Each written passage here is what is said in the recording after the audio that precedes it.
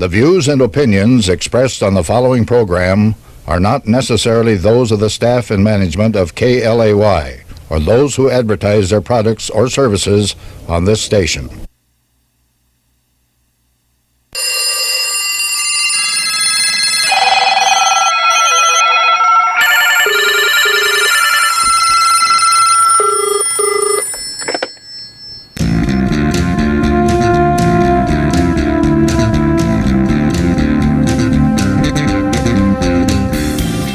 Welcome to Ask an Atheist, where reason is our co-pilot. I'm Beth Lehman. With me today is Mike Gillis and our resident skeptic, Case. Hello. How are you guys doing today? Yeah, how are you doing, Mike? I'm doing pretty good. Good. All right. Our show today is titled You Should Already Know. It's an introspective look on psychics. Psychic. Yes. Yes. Crazy ESP stuff. Spooky. But I figure we'll probably open up with some emails and get into a topic. Let's start out with some emails. I think you have one, Case, don't you? Yes, I do. Yes, All I do. right. So our first caller is, our first email is from Jim, and his question is as following. My son is graduating this spring from college, and my daughter is graduating from grad school as well. The problem is that they are both enrolled in college before camping. The guy, the family radio folks, made his prophecy, the one May 21st. If camping is right, then why didn't God tell me and my kids before they threw away near $100,000 on educations they will never use? Seems like bad management to me. What do you guys... I think that's an astute observation. Also, if you have any questions, if you have anything to say about the recent rapture billboards that keep popping up in greater and greater numbers, it would seem, if we go by the emails we're getting. The number here is 253-584-1480, or you can go to our website at askanatheist.tv and find the big candy-colored button. We found out someone likes it when we refer to it as candy-colored. And ask us a question. So, what do you think, Mike? Well, I think if you're somebody who has not heard of this thing that we do, this Harold Camping guy, he represents a group called Family Radio. They're a group of fundamentalist Christians that are based out of California. They've been putting these billboards up, not just around the country, but around the world. They're in Australia, they're in Russia. There's even one of these things up in Canada, up near Greenland. Not the part of Canada that actually has people in it, but the part where you might be seen by a couple moose, maybe a polar bear. These things basically saying that Jesus will be returning to Earth on May 21st of this year, 20 days from now. 20 days. Ushering in the end times, that all of the gravestones across the world are going to crack open, all the dead are going to walk free. Dawn of the Dead, George A. Romero stuff here. And that this is going to be the beginning of the end. Again, for real this time.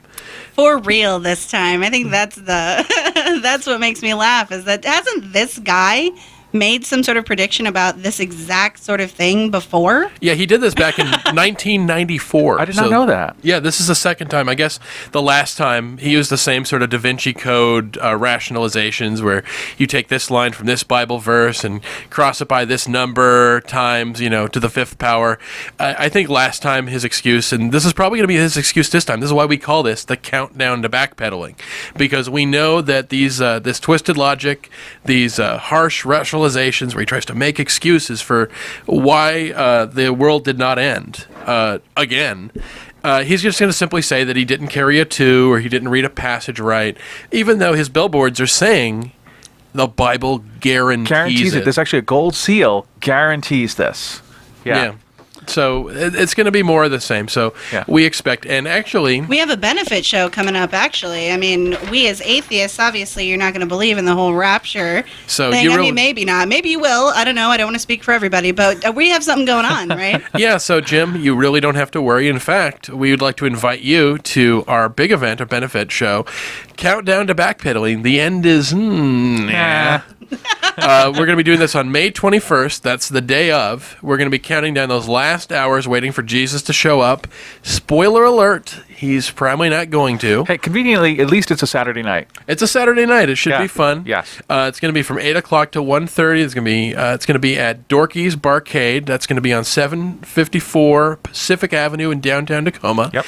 It's a great place. Great retro video games. We're going to have some live music. 3 Ninjas with Tangent Bot, Lena Lou. There's going to be a live jam session. $10 at the door. It's going to be a lot of fun. This is a great location. Yeah, we're all really looking forward to it. It's going to be awesome. Yeah, so come help us celebrate the end of waiting and perhaps hear the first excuses as to why the world failed to end. Again. All right, Yes. let's go on to our next email. Well, if we could, there was one thing I just want to touch on sure, real I'm quickly. sorry, I didn't That's all mean right. to step on your toes. No worries. Jim, who wrote this, actually, I recognize the last name, and I've seen he actually has this great video that he posted where he goes to a Tea Party group, and he asks them a very simple question. And the simple question he asked them is, do you think Barack Obama is an American citizen? Very, very simple question. And the amount of deflecting the question, the answers of no, I don't know. No one at this rally will say that he's an American citizen. I thought that was just amazing. I think he's got balls of steel. Can I say that on the radio? Yeah, and I hope so, yeah. If you're not familiar with the conspiracy theory, this is the birther conspiracy. Yes. It's the one that constantly puts doubt on whether the president of the United States was born in the U.S. or he was born in Kenya. Demands to see the birth certificate. They showed one. They make more demands. He shows a longer one. The thing with conspiracy theorists, and this goes with a lot of really religious people too, is that there really is no amount of evidence that you can give some people that they're going to buy it. There's nothing you can give them to prove them that the UFOs aren't being hidden by the government or that that we didn't land on the moon. I mean, it doesn't really matter how much you give some people. It's never going to be enough. No, I definitely think that you're totally right, because if you're dealing with somebody who's willing to sort of believe obviously made up stuff anyway, it's not that much of a stretch to make up more stuff so that what you believe is still true, even though there's this evidence that you seemingly can't refute. It makes sense. I know this is one thing we were talking about. Why do we talk about skepticism, things like psychics we're going to be talking about later today? Why do we talk about that on an atheist show? And I think it all comes down to the same thing, is that we look at reality, and what is the prism by which you look at reality? We look at it through the prism of, is there evidence to back up the claims that are made? And we're going to investigate claims about psychics later today. Yes. Through the same methodology that we use when we investigate claims that somebody makes of religious claims, something in the Bible, like whether somebody can bring somebody back to life or feed a bunch of people with just a handful of loaves and fishes or raise the dead. Yeah. That sort of thing. I think forensically, if we could just make one more point about this, I think it's fascinating, the whole birther issue, because we're actually watching a conspiracy unfold before us. We're actually seeing this happen. It's not an old JFK or a moon landing one.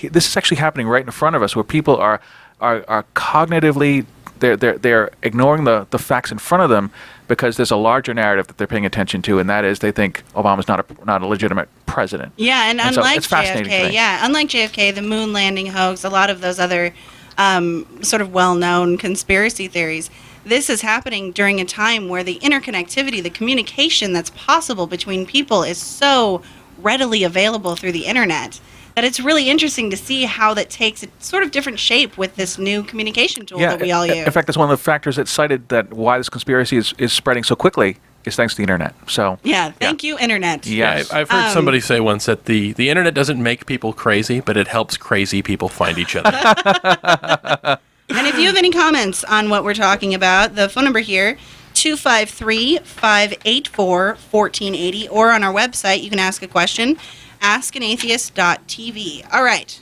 So we're going to go on to our second email. This one is from Renee. The subject line is Dawkins Gets It Wrong. So this will be interesting.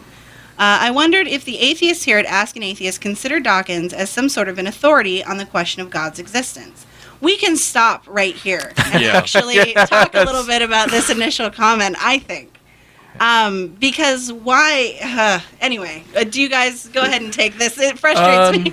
I think the main thing is no. He's an authority on the questions of evolutionary biology. That's what he has an advanced degree in. That's what he's taught in. That's what he's lectured in. But how can you be an authority on the question of God's existence? Either there's evidence or there isn't. And the evidence just isn't there. I want to make it clear to people, if you have a question about something Dawkins said and you want to disprove Dawkins, he's got an email address. He's got an organization. You can contact Dawkins. He's not the Pope of atheism. Right, and we're not a hive mind either. We're not all interconnected. We don't share the same thoughts. Yeah, if we believe something that he says, it's because of it being true on its own merits. It's not because he has some sort of vaulted, wonderful position of authority among atheists. Either it's true or it's not. Here's the other thing. Here's the beautiful thing. If you prove Richard Dawkins wrong about something, you are not proving that God exists. There is not a false dichotomy. It's not like if you prove him wrong. This is the same thing that people throw out with evolution. If you disprove evolution, we are at a neutral place. It doesn't prove creationism. You have to provide positive evidence for that. So again, if you have an issue with Dawkins, take it up with Dawkins. If you want to find out what we think about something, ask us. Yeah, and this is what she believes that Dawkins got wrong. It has to do with Aquinas. If you do, then I wonder what you make of Dawkins getting the arguments of Aquinas incorrect in his book, The God Delusion. I mean, if theists are so stupid to believe in God, then why would Dawkins need to parody them? And then she suggests that we watch a YouTube video to understand her argument. Now, here is something that here's advice for people who are trying to set us questions. I wish that I had more time to watch all of the YouTube videos and check out all of the links. And if I have the time, I will do it. But if you have a specific argument or you have a specific question that you want to ask, you need to be able to take some time to write out that question. Or if you send us a YouTube link, you have to do that with the assumption that we may not get to it, because I am a mother, I'm a full-time student, I work. I know that everyone else has a lot of stuff going on. So in that respect, just for future reference, if you have a question and you have some sort of YouTube video or something, just understand that we may not get to it. But I think Mike... or better yet, call into the show. If this is something so lengthy that you don't want to spend the time writing it out, because it can be really exhausting to write out this really detailed email. And of course, if it's a really detailed email, we're going to edit it for time on the air anyways. But... even better, if you think that Dawkins is, or anyone, if you want to find out what we think about Thomas Aquinas and his arguments. And now Thomas Aquinas, this is a guy from the Middle Ages who put forward like the first cause argument. The idea that everything that exists must have a cause, and then that thing must have a cause. And that at some point there has to be something that doesn't have a cause, and then that thing would be God. And it really begs the question, of course, well, who created God? And if there's one thing that doesn't need a creator, then the world doesn't need a creator, because you've already contradicted this universal statement you made at the beginning, which is that everything needs a creator, ... and they really mean except God. Right. Why cut out the middleman? I think that's one of the things that Dawkins was talking about. I don't think he got that wrong, but if you think, Renee, that we're getting this question of Thomas Aquinas' proofs wrong, call into the show and give Thomas Aquinas your best effort. Make the best argument you can, and we can address it on the show. And that way, because if you write it out, we're going to have to cut it down. You can call in, give every bit of the argument. If we're forgetting something on the air, call us out on it. Give us a call. And that number again, 253-584-1480. All right, we have one more email. I think, Case, you have this one, right? Sure. Let's see. In Season 4, Episode 1, the quote attributed to one of the Bush presidents, I have not been able to find a solid reference for when and where George H.W. Bush ever said it. Since I have not been able to verify the quote, I have quit using it. If you have a good reference for it, please share it. Otherwise, I'll have to treat it as slander, libel of my least favorite presidents. And I'll run the quote down for you. It is Robert Sherman, as a reporter for the American Atheist News Journal, had interviewed Bush apparently at O'Hare Airport in 1987. And he asked the question, let's see, surely you recognize the equal citizenship and patriotism of Americans who are atheists? Bush answered, according to Rob, no, I don't know that atheists should be considered citizens, nor should they be considered patriots. This is one nation under God. Yes, and Eric, it's a really good question that you're asking. Why can't you find a solid reference for this quote? This is one of those situations where this was a press conference. It was at an airport. There wasn't a lot of recording going on by very many people when the question was asked. But the quote has been questioned several times by people, exactly for the same reason, that they couldn't find a reference for it. And if you go to www.robsherman.com, that's the journalist who actually asked the question, had the conversation, you'll get a very in-depth explanation as to when it happened, why it wasn't recorded, why you can't find a solid reference for it, and whether or not it actually happened. And to sort of sum up what was said about it, Mr. Sherman, he asked the question in front of other press. It's never really been, and they've even asked the president, they've gone through his library, and they found proof that this conversation happened. It just happened to not be recorded. And at the time, Bush was not the president. He was the vice president. And so, and at the time, in, what was it, 1987? I believe 87. 87. Yeah, atheism was not that big. It wasn't a seller. It wasn't a hot topic, quote unquote. So this sort of quote could happen. And it's hard to imagine it now, considering how prevalent these sort of stories are in news today. But at that time, it wasn't a big enough news story for people to run with. And so it sort of just, it sort of got swept under the rug until... If you do want an example of how things have changed... Robert Sherman, who continues to do this stuff today, he's a longtime atheist political activist, was actually testifying before the Illinois state legislature, basically calling them out, saying, we really shouldn't use tax dollars to renovate this church. He was chewed out by a Democratic state rep who started screaming at him, demanding he leave, saying it's dangerous for children to even know your philosophy exists, that sort of stuff. It got major press. So like you said, we're in a very different place now where if this question was asked of a presidential candidate today, and there is a presidential election coming up, if this happened now to a presidential candidate and they shot them down like that, it would make press now. No, most But definitely. wasn't a question then. I mean, we're living in sort of the post-God delusion world. where So, Eric, if you want to check out, just go to www.robsherman.com. There's actually a PDF on that site from the Presidential Library where you can check out his proof, essentially, that this conversation happened. And also, when they've questioned Bush about the conversation, they've never gotten a refutal. They've never refuted that the conversation happened. They've just gotten additional explanations to justify the statement. So that's something to keep in mind as well. That's pretty authoritative to me. Yeah. All right, so we're going to head into a commercial break. When we come back, we're going to dip into our topic.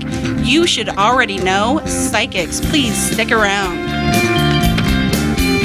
Are you tired of religious dogma influencing government policy? Do you support the separation of church and state? Then the Secular Coalition for America is your voice in Washington, D.C. The Secular Coalition for America is the only national lobbying organization representing atheists, agnostics, humanists, and other secular Americans in our nation's capital. The Secular Coalition for America speaks out for millions of non-theistic and non-religious Americans who support public policies based on science and reason, not religious bias. Go to secular.org today to sign up for emails and get involved. That's secular.org. Secular humanism is a non-theistic view of the universe built on a foundation of reason, science, and democracy. Humanists support intellectual freedom and critical thinking, and we hold that human beings are autonomous centers of moral development. The Humanists of Washington is the oldest humanist organization in the state and offers a community of free thinkers who educate the public and celebrate life. For information on how you can be a part of the humanist activities in the Puget Sound area, become a member of the Humanists of Washington today. Visit humanistofwashington.org.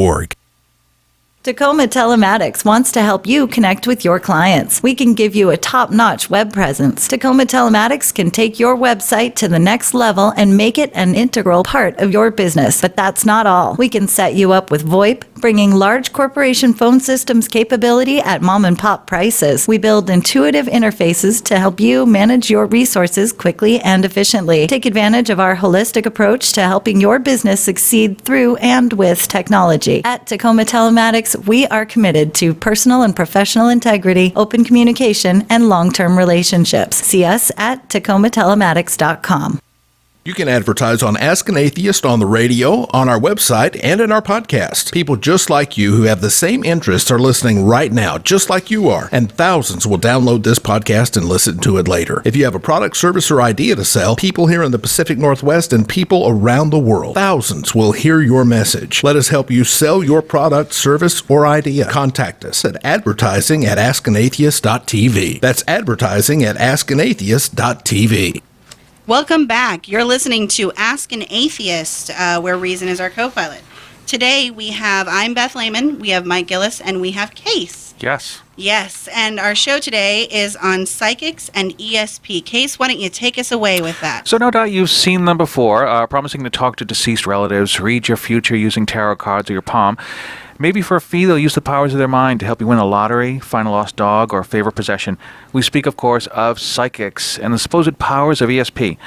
Before we get started, I think it's important that we define our terms a bit. Let me throw it to you guys. Extrasensory perception. What do you think? What is that? Well, I think we're talking about sense beyond, hearing, sight, smell. It's that sort of intuition or feeling, this idea that I can actually listen to something with my brain, that I can sense what somebody is nearby, or maybe read their thoughts or look into the future. The way I've heard it described quite a bit is being able to tap into the cosmic energy of everything and being able to interpret that energy to be able to produce some sort of result. Okay, and those are actually pretty fair definitions. Generally, when someone says they're a skeptic of that, they're considered to be dismissive of people's intuition or their abilities or their powers. But one of the challenges of the psychics is when you make a claim, you should be able to back up that claim, and that claim should be able to be backed up in such a way that's both a fair and reasonable test. And so far, despite a couple decades, actually more than a century of research, 130 years if I got the number right, psychics have so far failed to live up to their billing 100% of the time. In fact, if a single psychic was able to actually be verifiable, despite what they say, like Sylvia Brown, it would probably undercut everything we ever knew about how the universe worked. It would be really exciting, actually. Totally. Absolutely. I'd be in favor of it. That's the thing I find really unfair that people throw at us as these naysayers. Like when you watch any television program and they bring a couple psychics on, and then they bring Michael Shermer or James Randi or any one of the assorted psychics, skeptics to go on the show, be outnumbered by the other people on the other guests on the program. And they treat them like they're some sort of grumpy old naysayer here to ruin their fun. Oh, you come here to rain on their parade. Don't you understand that people enjoy this and that they get meaning out of this? And I find that so unfair because, as you may know about me, I am a giant nerd. I've been reading No, you lie. No, I'm going to have to go with Mike on this one. I am a giant nerd, and I have been reading comic books and fantasy novels and all sorts of, I believe George R.R. Martin kind of groups them all under the umbrella setting of weird things. I love stuff like that, and there would be nothing that would make me happier than for someone to really be a superhero, someone to really have psychic powers like Professor X from the X-Men. Yes. I would love that to be true. But I'd also want that to be real. I don't want to be had. I don't want to be scammed. So it's not good enough for me to find out that somebody can, I have a vague intuition that there's a parking space. I want real psychic ability, and I want it to be real, and I want it to be measured, and I want to be able to study it and understand it, and maybe even possibly use it. And the evidence they've given for us so far has just been so bad. Yes. Yeah, very lackluster. And if you have any sort of opinion on this, if you believe in psychics, if you don't, if you've had an experience with a psychic or with psychic ability, we would love to hear from you. The phone number here is 253-584-1480, or go ahead and shoot us an email on the web, askanatheist.tv. So probably one of the first criticisms we'll hear is, well, this is really a skeptic topic. This isn't really atheism per se. And, if you had to draw out a Venn diagram of skeptics here and atheists there are some people who I feel should overlap in both circles. That skepticism, I feel, applied to its natural end is atheism. I think that the two are very, very compatible with each other. So I think skepticism is very much a relevant topic to Ask an Atheist. So anyway, Beth, you were telling us about the story about a psychic who could interpret his dreams. The sleeping psychic. Share that with everybody. I think it's fantastic. This is a man. His name is Chris Robinson, and he's an Englishman. And he believes that he has the ability to interpret. He has these prophetic dreams, which require his own interpretation in order to basically predict the future. He claims that he predicted the 9/11 terrorist attacks. He also says that he sent a letter to the government, to the U.S. government, about the attacks. They can't find this letter. There's no trace of it. Maybe you should dream and try to find it. But I'm sorry, go ahead. No, it's fine.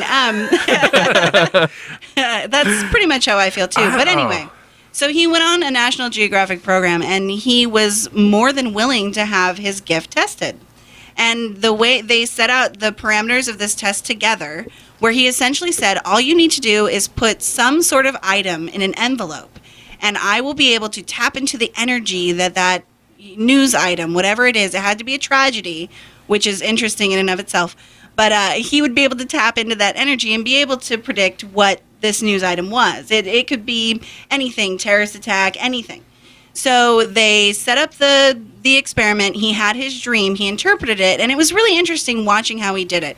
Because you could tell that I feel like these people are sort of in two different camps. You have the scam artists, which there are quite a few.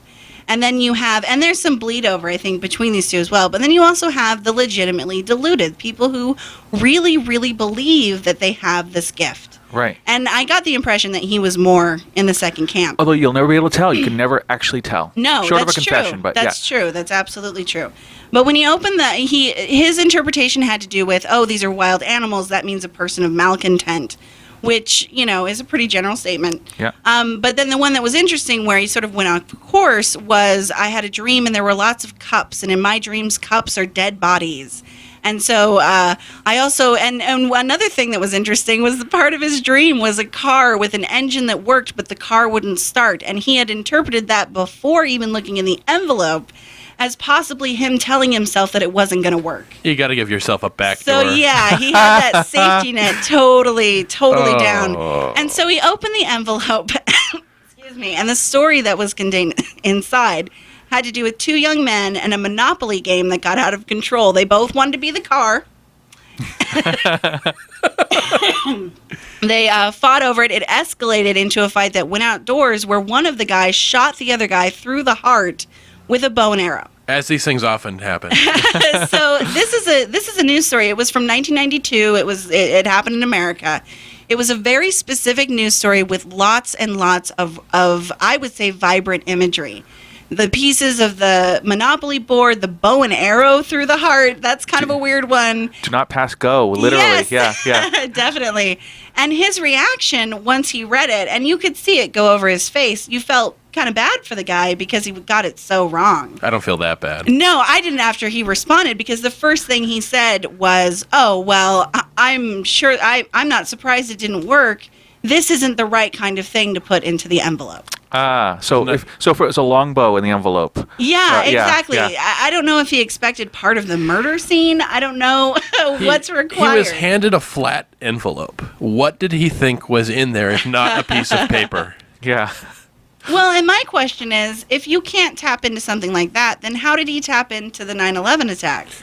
Yeah. He didn't have any sort of physical connection with that. So it seems weird that in this case it's not going to work. You know what I mean? He touched the envelope and he still got some kind of vision, so to speak. What was it that he was apparently tapping into if he was getting that totally wrong? Is it just mean that he occasionally has hallucinations and that he can somehow attach those thematically? That's a great and fair question. That's one that when I test psychics, one of the questions I ask is, how do you know when you're wrong? How can you tell that you're not making this up versus any psychic power you actually think you're tapping? I've never heard a satisfactory answer. They just don't know when they're wrong. But you were saying that he almost asserted that these are the facts, and then when he found out he was wrong, he was just... No, he was very, very confident before opening the envelope, Right. and afterwards very giggly, kind of, oh, we're all friends here. This didn't work, but it's because you guys messed up. That sort of thing. Not my fault. But he wasn't mad at you, you know? Yeah. This reminds me a bit of the Sean Hornbeck case. I don't know if you guys are familiar with this. No. Sean Hornbeck was this boy who had been kidnapped as a smaller child, and his parents went on the Montel Williams show, and that's an episode. I don't even know if you know Montel Williams. I'll give him some credit. He's not Jerry Springer. I mean, he's not Oprah really either in terms of his reputation, but he does paternity test episodes, so he's not really that classy.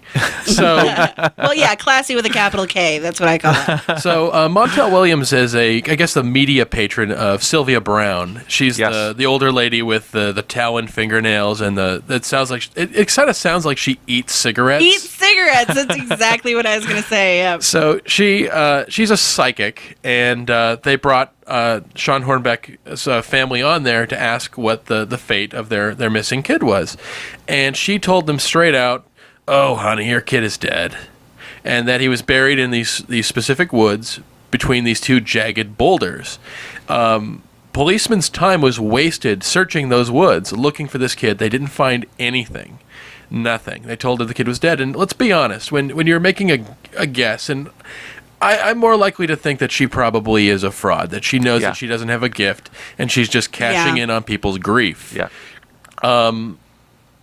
When you're going to make a guess about a missing kid, it's a pretty safe bet to guess the kid's probably dead, because a lot of times, sadly, that's the sad ending to these stories. Here's the thing, though. They found the kid, and he was alive. Sylvia Brown said that he had been taken by a taller Hispanic or black with light-skinned man with dreadlocks and a goatee. He was taken by a short white dude.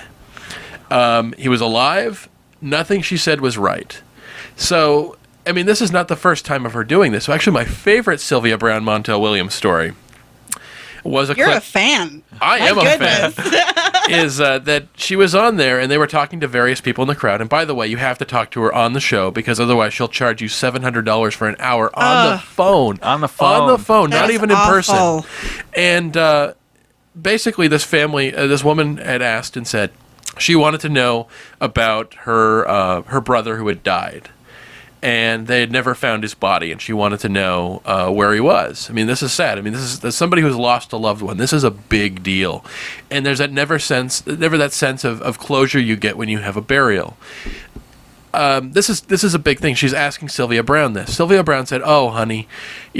That's almost how she starts every sentence, by the way. "Oh, honey, he's underwater. That's why you're not going to find his body." And she has this quizzical look on his face. And this is what I love, because the other time it took months to find this kid, to find out that Sylvia Brown was wrong. Here she gets the wrong answer right to her face. She's like, my brother died on 9/11.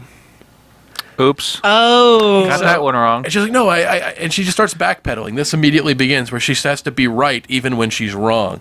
Sometimes it's blame the person asking the question. And other times it's just, hey, I'm reading this wrong. No, I'm seeing water somehow. She's underwater. It's amazing the excuses these people make when they're proven wrong. It's like, yeah, this is all for entertainment purposes only, but these are people who take advantage of the grieving.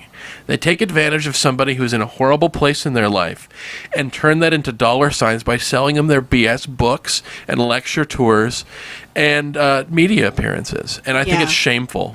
No, I absolutely agree. If you have any comments on this, our phone number here is 253-584-1480, or on the web, ask us a question at askanatheist.tv. And of course, if you want to be defrauded for entertainment purposes only, Sylvia Brown will be in town at the Emerald Queen Casino in May. Yeah, she's coming to town. I think Yes. Sam said that she comes about the same amount that AC/DC Yes, comes about around. every So 6 that's months, good. right? It's our twice-a-year gift. So anyway, let's run down a couple things here. So we touched on confirmation bias earlier, and that was with the guy with the dreams and the dream interpretation.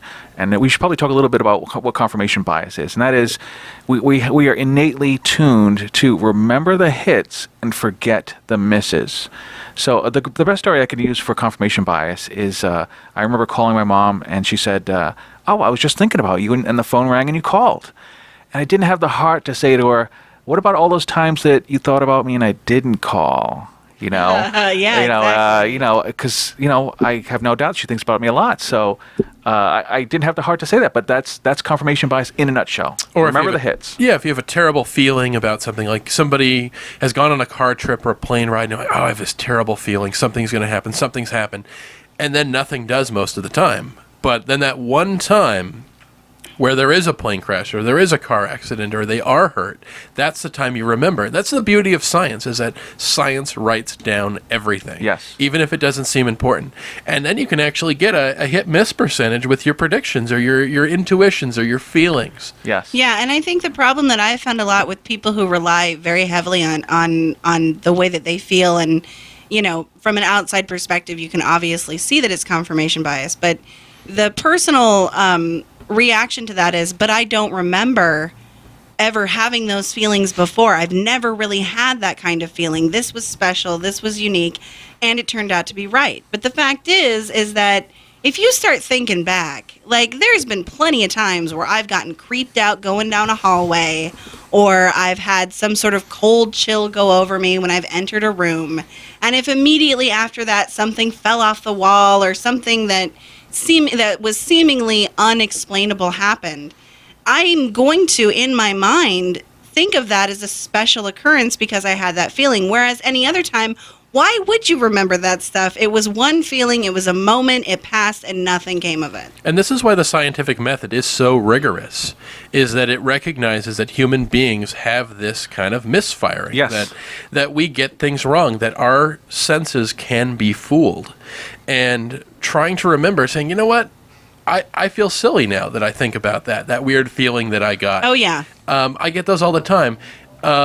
Not to say that the feeling, I mean, we get these feelings all the time, but it's the beauty of science is that we write everything down. And this is what people like James Randi, who's a stage magician turned sort of paranormal debunker investigator, does, is that when you actually show a lot of these people their hit-miss ratio, a lot of them are utterly shocked. Because, ridiculous. Because yes. they forget about all these misses. They forget about all the times that they make a prediction and they're just dead wrong. Yeah. No, and that's a really good point. There's a woman who claimed that she had predicted the Kennedy assassination, but she also predicted that Carter would be shot on the White House lawn and that some other vice president was going to commit suicide. Oops. There was a whole host of things that she predicted that didn't come true.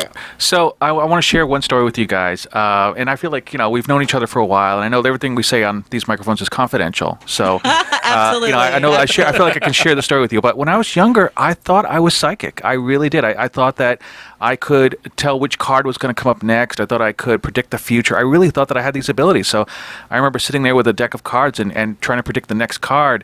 And when I was right, I thought, okay, I'm on my game.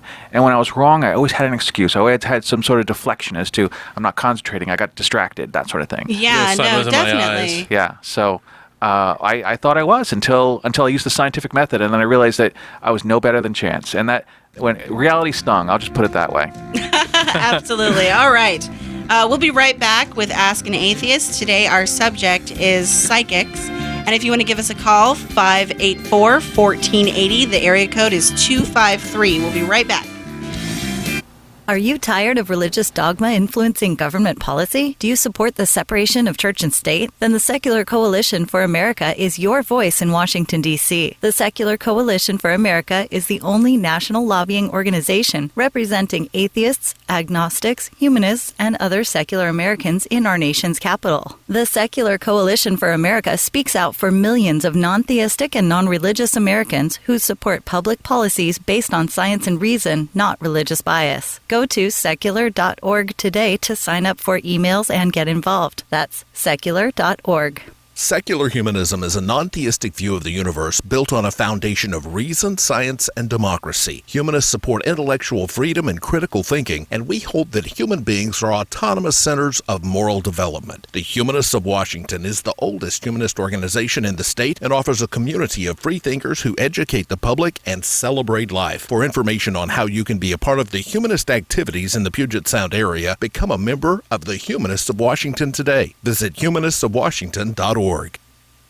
Tacoma Telematics wants to help you connect with your clients. We can give you a top-notch web presence. Tacoma Telematics can take your website to the next level and make it an integral part of your business. But that's not all. We can set you up with VoIP, bringing large corporation phone systems capability at mom-and-pop prices. We build intuitive interfaces to help you manage your resources quickly and efficiently. Take advantage of our holistic approach to helping your business succeed through and with technology. At Tacoma Telematics, we are committed to personal and professional integrity, open communication, and long-term relationships. See us at TacomaTelematics.com.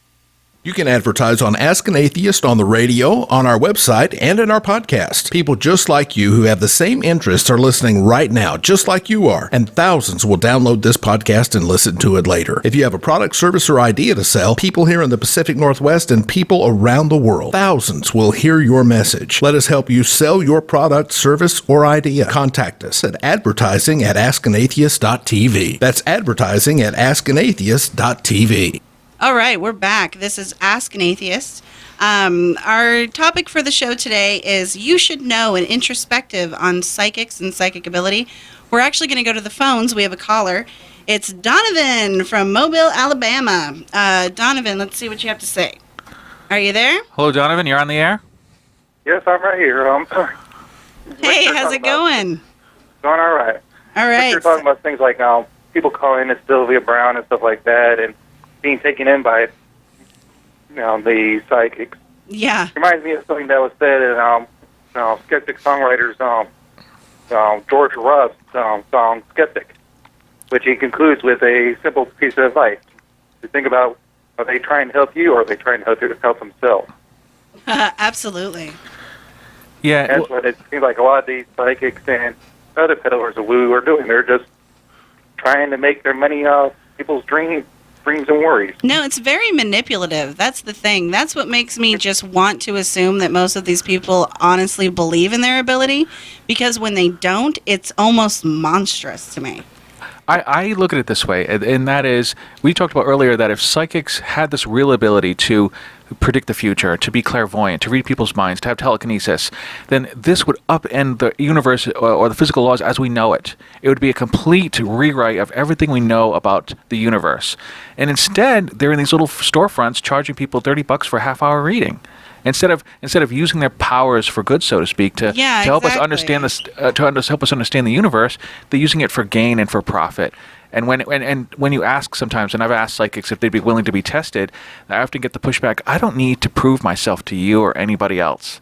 And I think to myself, that is so selfish and so self-serving. If you have this magic ability that you claim you have, then let's see it. Let's test it. Let's make sure that people know about you. Yeah, exactly. And, some people have said that they don't want to take the James Randi challenge because it's they don't want to do it for personal gain. And the comeback is a lot of times, okay, we'll make it done.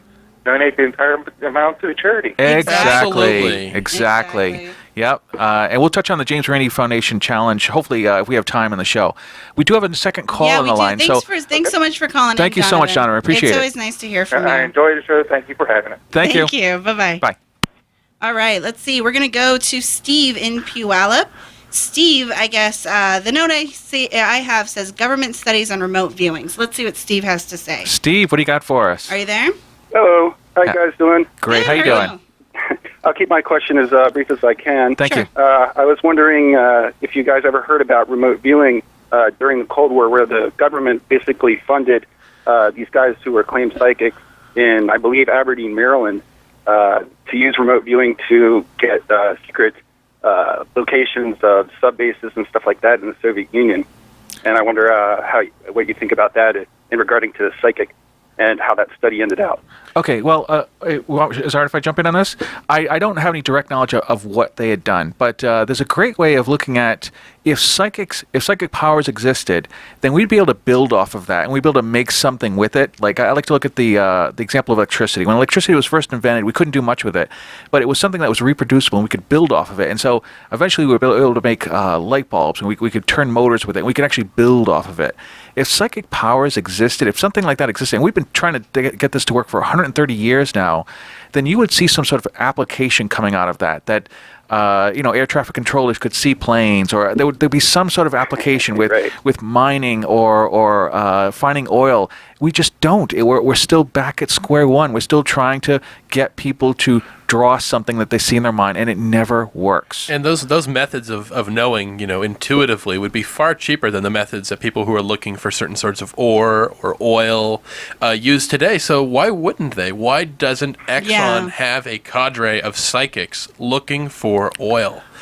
The answer is it doesn't work. And these people, an oil company cares about whether they find oil. Yes. They're not going to waste a lot of money in a place that they don't think that there's going to be oil. So if there was a psychic ability and it worked, the same thing with the government. This project you're talking about, I have heard about that. My immediate thought is my tax dollars are being wasted. Yeah, Can't we build a school with this?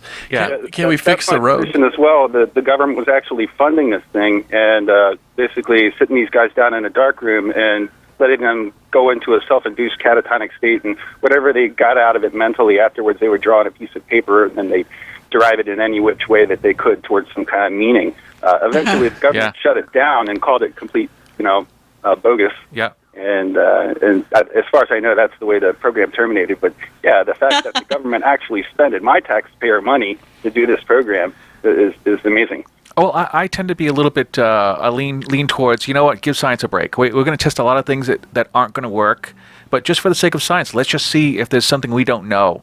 I think we get into the fool's errand when we keep trying to reproduce the same results with failure. Exactly. So I think I cut that's more the thing. slack. So much of science has to do with creativity anyway, just the ability to think of a possibility and then test it Yes. and make sure that it stands up. But just that initial step of thinking of the idea is really important. So I don't see much wrong with trying to test these abilities, but we've done it and it doesn't work. So unless you have a new test, we need to move on. Yeah. All right, yeah, sorry. Well, Yeah, thank no, you no. guys for taking my call. Thank you for the No, great. thanks so That's much, a great Steve. question. Thank you for Yeah, calling. we really appreciate your call. You have a good day, all right? You too. Thank you. So this goes back to what you said about the constant refining, that electricity now is better than electricity in the late 1800s. And this really kind of gets me, is that there is no constant refining of these abilities. The people that are being debunked by James Randi today are using the exact same techniques Yes. as the people who are being debunked by Harry Houdini back then. Right. There's no new things. And what are these techniques that they use, Case? Probably the best one, the one that's most known among skeptics, is cold reading. And that's the ability to talk to someone, gain details from them by looking at their body language, their age, what they're wearing, the kind of clothing they have on, and how they respond to certain cues. I'm just getting an E. I'm seeing an aunt. This would be for a psychic who claims to talk to the dead. So it's like playing 20 questions with a crowd of people, and Right. they offer up answers, and they're basically being convinced that answers that they're providing are being provided to them. Right. So you have this kind of the soup coming. You have your confirmation bias, where you only remember the hits and you forget the misses. You have cold readers who are able to use this technique to perfection. You have cognitive dissonance, where psychics, when they're wrong, tend to deflect it. And then you have the fantasy-prone personality. So you have this soup of different elements that makes a perfect mix for psychics to come with a compelling experience for believers. So that's why when you have a show like John Edward or Sylvia Browne, they'll walk out to a large audience and they'll say something like, I'm feeling something from an older relative who may have died, a man, his name begins with a J. Something in the chest. Something in the chest. Yes. He had exactly. problem breathing at the end, as James Randi says. That's what dying is. And when you have a group of people that's already self-selected, that these are people who are already going to a psychic demonstration. They either have a deceased person that they really want to hear from. They have the willingness to believe already. The mix is already there. It's just it's fuel, temperature, and then heat, and then you have fire. And if you have a comment, if you want to call in, if you have a differing view on psychic ability, definitely give us a call. The phone number here, 253-584-1480, or you can catch us on the web at askanatheist.tv. Of course, I meant oxygen, heat, and fuel, but go ahead. So that's what I find so interesting about this, is that there is a skill behind cold reading. I'm not saying that these people are not doing anything. This is actually very hard. You have to have a certain understanding of body language. You have to sort of understand what people think, how to read their face, read their gestures, to go, okay, I'm getting hot. It's like playing the hot and cold game that you play. But it's also important to mention that it's well known enough that you can take a class on cold reading. Yes. You can find a teacher who will teach you how to do this. Yes. And it's also there's also another part of this equation, is that people play a part in their own manipulation, where they say yes, they mind their own life for the aunt or for the chest pain. They want to participate in this. So it's important to know that cold readers need that other person to believe and is willing to give the cues. So when somebody says, I feel somebody with a J, that person with a J immediately volunteers themselves and say, hey, I have someone. I have Yes. an Uncle Jacob who just died. Yes. And in my own life, I had a friend named Jay who killed himself. So we all have something that we can easily just wow, he knows Jay. And with a big enough crowd, it's a pretty safe bet that somebody has an older relative that died recently. Yes. That's yes. a really easy thing to predict. And if you have a large enough crowd, you can get even more specific than that. And these people are there because they want something. They want that sort of feeling or connection. In the same way, I think religion offers that death is this very scary thing. And the sense that there's a way for a part of your personality to survive death and stay intact, that is comforting to a lot of people. The same way somebody wants to hear something from heaven. Yeah. I've never heard a psychic actually channel someone who says they're in hell. Or Yeah. and it seems also like The ghosts food is terrible. The food is terrible. It's boring. The ghosts have to be the most boring people in the world. That they come back. That this is somebody who's seen the other side of, they've passed beyond the veil, so to speak. And the only thing they can offer is, oh, I love you, and I want you to sort of move past this, and I want you to be happy in your life. Nobody ever says, I'm angry, you killed me, you MFer. Yeah. Nobody ever makes any accusations or has the knows where the will is or the combination to the safe. Nobody ever knows anything valuable. Here's an idea. Tell me what the afterlife is like. Yeah. Give me detail. Well, I'm sorry. I think you touch on something that's really important too. Is the type of people that these cold readers generally seem to look for are people who have suffered some sort of intense stress recently, and so they're more prone to be emotional. They're more prone to show their emotions. Yeah. In Houdini's time, mediums were a big problem. And one of the things that he had done later on in his career was to do a lot of debunking of mediums. And one thing that he did that was very clever before he passed away was he told his wife, if a medium ever says that she's channeling me, I'm going to use these certain keywords, and you'll know it's really me. And as far as we know, no medium has ever said the words that Houdini gave to his wife. That's very clever. I thought that was very, very smart of him. So one story I want to touch on, because time is really running out. I know, it's a meaty topic. I'm having a great time too. So in my own experiences as a organizer of Seattle Skeptics, I'd actually gone to a couple psychic fairs, and I met a young woman by the name of Andrea Fisher. She billed herself as a medical intuitive. Now, what medical intuitives claim that they can do is that they can look at you and using just psychic powers, they can see whatever medical issues you have. So I said to her, well, I'd love to have you test this on me. So how about if I'll come up with some questions and you tell me which ones you think you can answer? Because when you test a psychic, you can only test them at what they claim they can do. This isn't a gotcha or a trick. You really want to see if they can actually do what they can do fairly. So I had her answer some medical questions that I had her look at some things, and she said that she could answer them. So she looked at me, we went to a psychic fair, and she gave me a look, and she said, okay, answer these questions. So my first question for her was, how old am I? Well, I gave her 3 guesses. She was wrong every time. Do I drink? She got that wrong. Do I smoke? She said, it feels like you do, but I don't, and that I don't now currently, and that quitting was a 3-year process. Well, no, I never smoked. Am I addicted to anything? Now, a case could be made, and I know this is a confidential conversation. A case can be made that I'm addicted to video games, but that's irrelevant. She guessed that I was addicted to relationships, which is kind of, It's a safe bet. We're a social animal. Yeah. Well, I'm addicted to oxygen and water. So those are pretty good too. You do have medical problems if you're held back. With Yes, those. You go through withdrawals. Yes, I do. One of my favorites was I lost a substantial amount of weight that year, and I said, "Can you spot why?" And she said something with the pancreatic endocrine system, the spleen, something in there. I said, no, I worked out a lot, and I watched what I ate.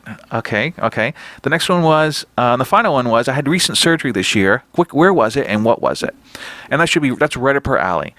She sensed that I had recent surgery on the right side. It was something with a spleen or a tube that goes up, something lymphomatic or part of the endocrine system. She can't quite get it right. I said, no, on the left side I had a wisdom tooth out, so not quite. And so anyway, her prediction was dismal. It was awful. It wasn't even close. And I said, how can you give medical advice to people when you're so wrong?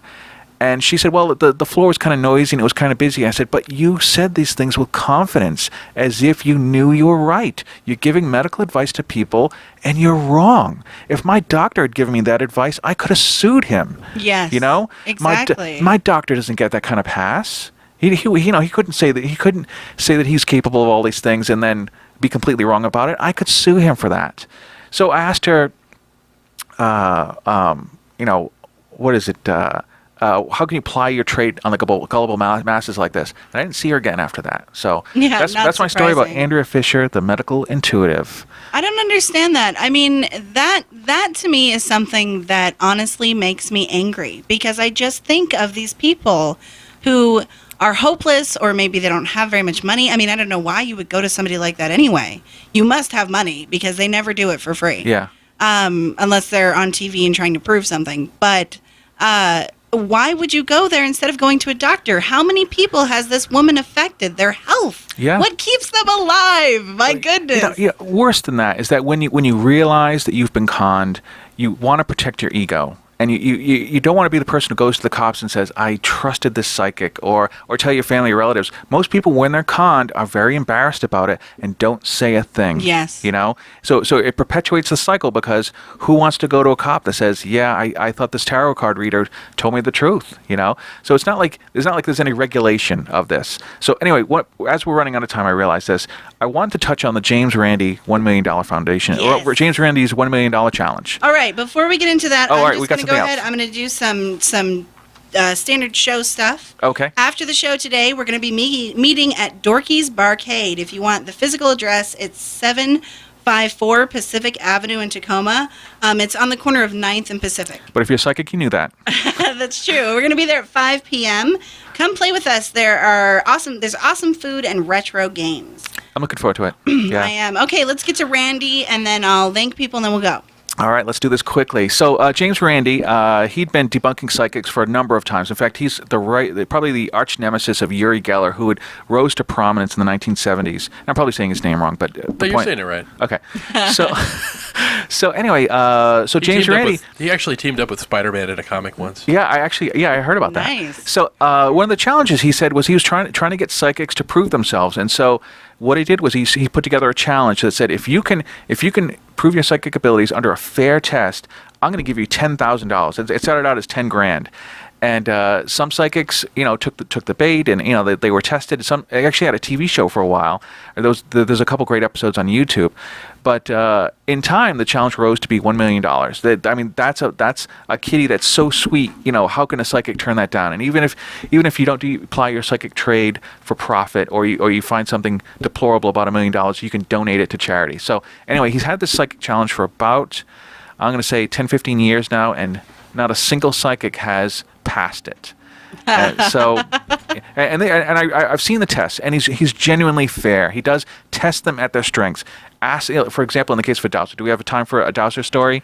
No, we don't. We need to. I'm so enthusiastic. No, me. that's awesome. Yeah. Anyway, all right. So I'm going to go ahead. I'm going to thank the call screener today is Sam Mulvey. Our production assistants were Jerry Schiffelbein and Rebecca Freeman. In studio cheerleaders, I love it, Eileen Caballo, Yay. Steve Jones, Brad Wilson, and the awesome Tristan Lehman. This is a production of NEDM Media. Thank you so much. Thank you, everyone. Keeping you informed.